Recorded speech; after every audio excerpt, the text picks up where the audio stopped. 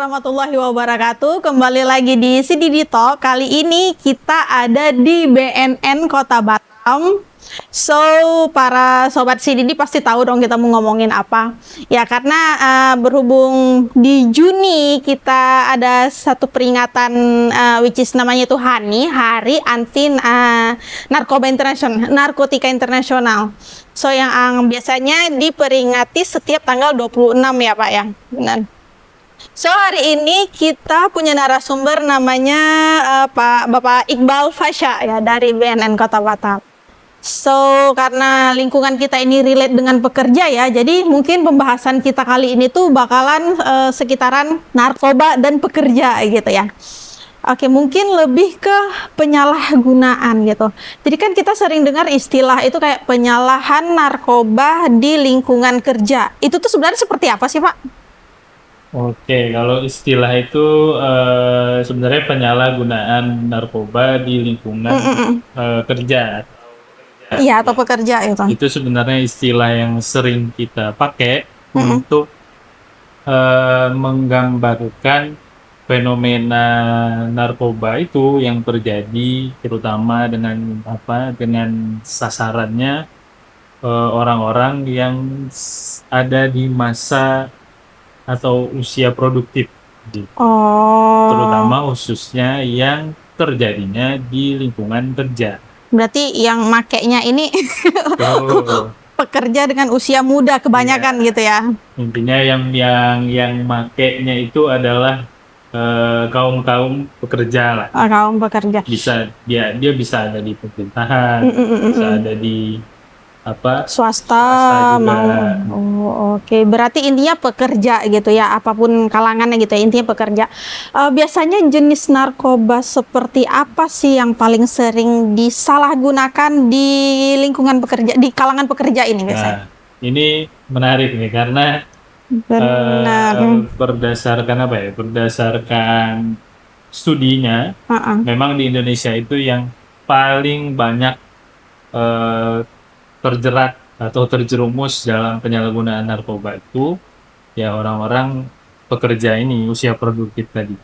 Dan karena yang banyak pakai adalah pekerja, makanya narkoba yang paling populer itu adalah sabu biasanya. Jenis sabu. Kalau boleh tahu mereka dapatnya dari mana itu? Nah, itu dapatnya pasti dari ya kalau yang pertama kali coba biasanya dari ajakan teman. Ada juga yang udah kecanduan pasti udah tahu gitu ya, itu pasti belinya dari pengedar atau dari bandar. Berarti ini bisa dibilang kayak dia dapatnya itu dari eksternal gitu ya, atau dari sesama mungkin yang terhubung dengan jaringan luar mungkin gitu ya. Terus gimana Pak, misalnya kasusnya gini, kalau nggak salah jenisnya psikotropika yang didapat dari psikiater itu ya. Nah, itu seperti apa? Nah, masuk kategori penyalahgunaan nggak? Kalau misalnya nih penggunaannya di luar dari dosis gitu, itu seperti apa? Iya benar. Kalau sebenarnya kalau kita ngomongin narkoba biasanya, di situ ada narkotika, ada psikotropika.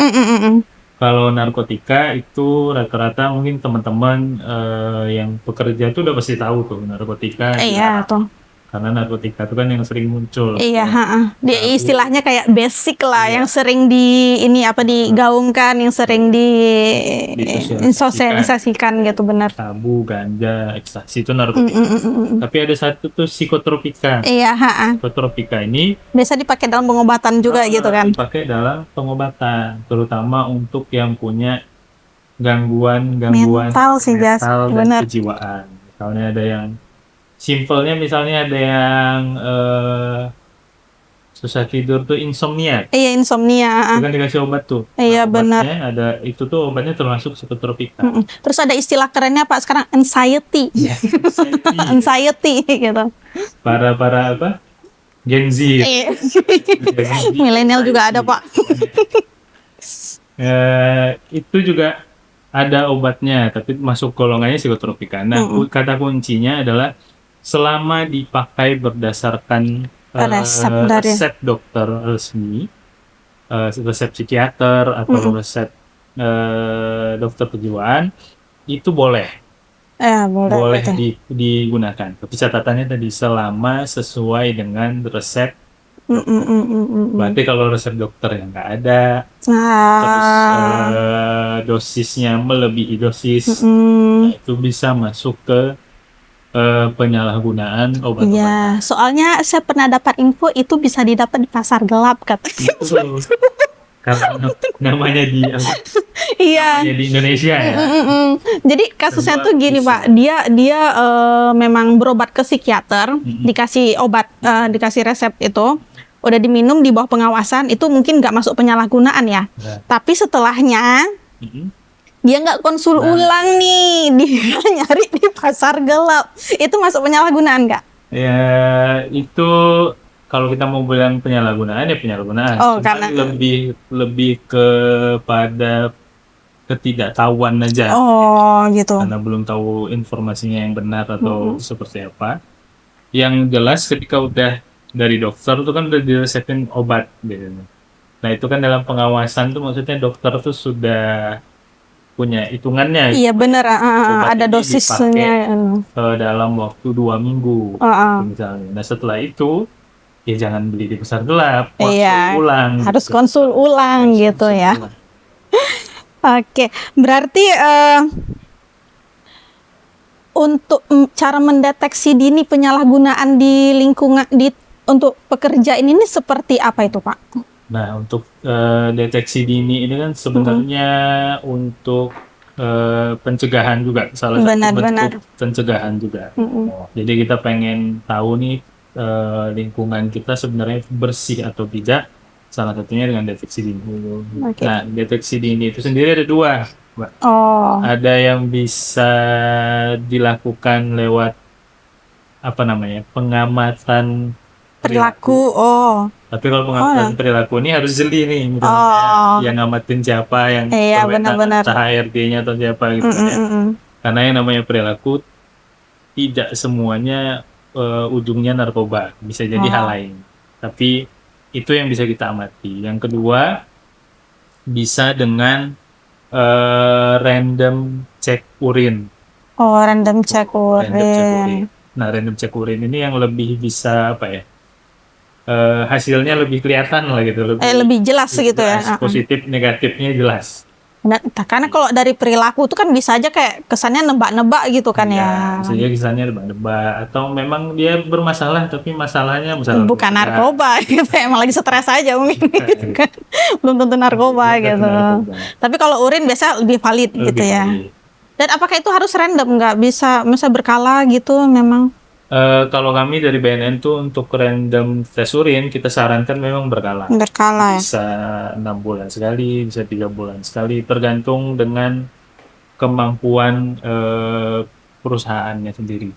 Gitu. Kalau mau nggak random, mau semuanya dites ya boleh. Oh, juga. boleh juga gitu ya. Oh, oke. Berarti selama dalam studi kasusnya nih, BNN kan biasanya sering tuh kayak melakukan pengawasan atau apa gitu. Kira-kira berapa banyak kasus karyawan yang ditetapkan sebagai penyalahgunaan narkoba? Banyak nggak ada? Kalau dari kasusnya yang ikut yang ada yang jalan di rehab gitu ya, ada yang ketahuan positif.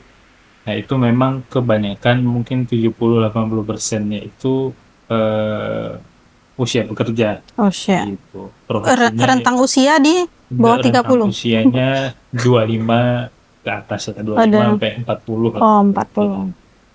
Itu yang paling banyak kita temui gitu. Karena kalau pekerja ini kan mereka punya tekanan. Tekanannya kan jelas tuh Benar sih. dari atasan, gitu, target segala macam. Terus Belum masalah personal keluarga gitu ya. keluarga.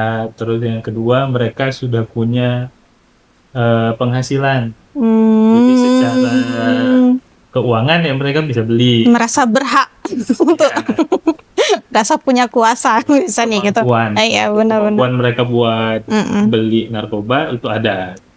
Kalau dari segi gender Pak lebih banyak laki-laki atau perempuan? Hampir sama. Hampir sama. Oh, Jadi berarti. perempuan ada, laki-laki ada. Oke.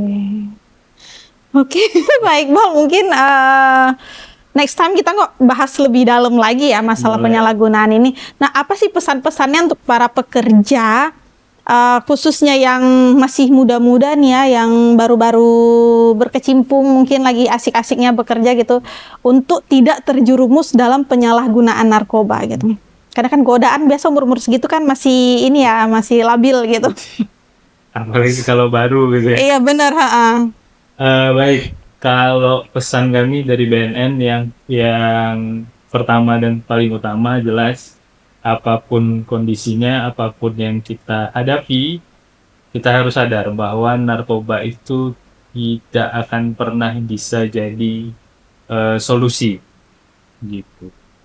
Teman-teman kalau punya masalah entah di lingkungan kerja, entah di keluarga gitu ya, obatnya cuma satu, obatnya cari temen ngobrol. Oke. Karena ngobrol kan gratis, kalau narkoba bayar.